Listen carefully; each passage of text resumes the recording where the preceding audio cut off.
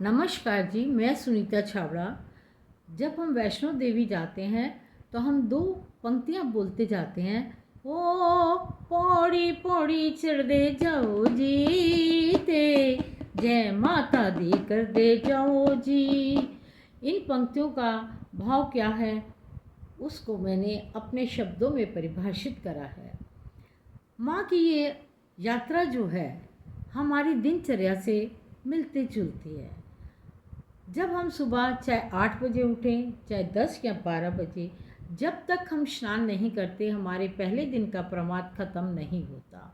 इसी तरह माँ कहती है मेरी यात्रा प्रारंभ करने आ रहे हो तो सबसे पहले क्या करना है, स्नान करो।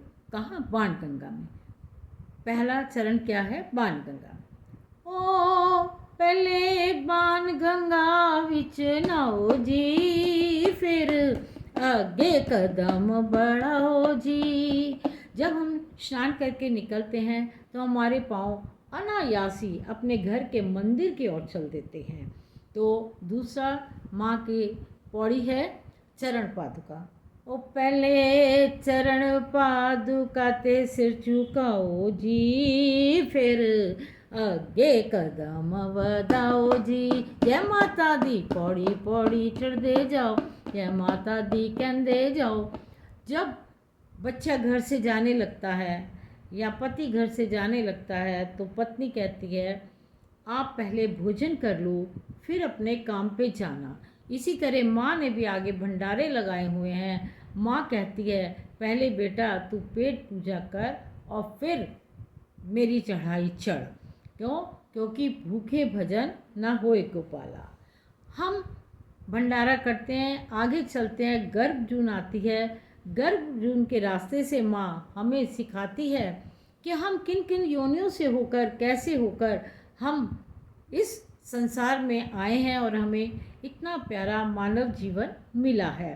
तो ओ जय जयकार कर दे जाओ जी ते गुफा तो पार हर दे जाओ जी ते गुफा तो पार कर दे जाओ जी। जब हम गुफा से बाहर आते हैं और हमें ज्ञान हो जाता है हम कौन कौन सी योनियों से होकर इस मानव जीवन को प्राप्त करा है, तो सामने हाथी मत्था की चढ़ाई आती है।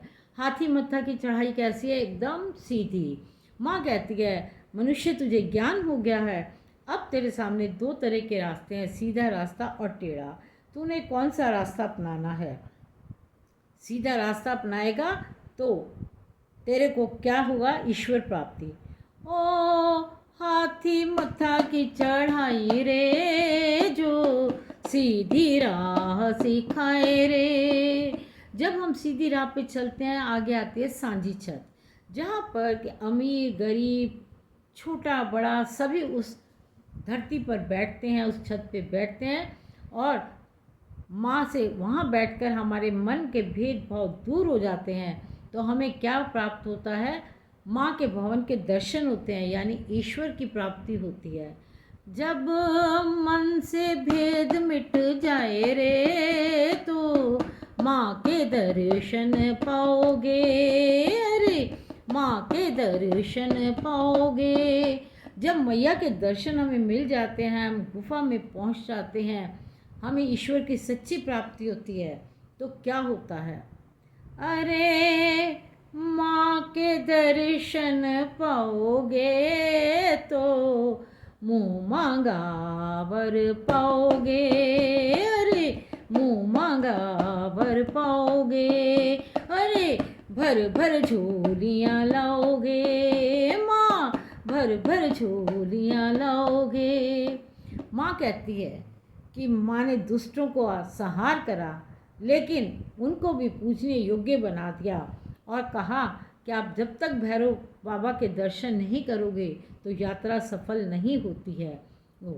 भैरव बाबा के दर्शन तुम पाओगे तो यात्रा सफल तुम पाओगे।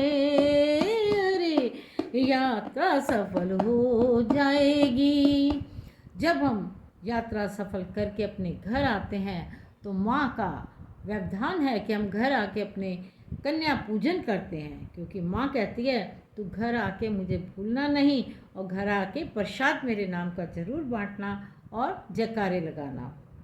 अरे कंज को तुम बिठाओ जी, अरे कंज को तुम बिठाओ जी, माँ के जयकारे लगाओ जी, और माँ के जयकारे लगाओ जी। जोर से बोलो जय माता दी, सारे बोलो जय माता दी, आवाज़ नहीं आई जय माता दी, अगे भी बोलो जय माता दी, पीछे भी बोलो जय माता दी, सचिया जोता जय माता दी, शेर सवारी जय माता दी, लगे प्यारी जय माता दी, बाढ़ गंगा पानी ठंडा, बाढ़ गंगा पानी ठंडा। ओ पौड़ी पौड़ी चढ़दे जाओ जीते, जय माता दी कर दे जाओ जी। जय माता दी। आप सभी को नवरात्रों की ढेरों शुभकामनाएं।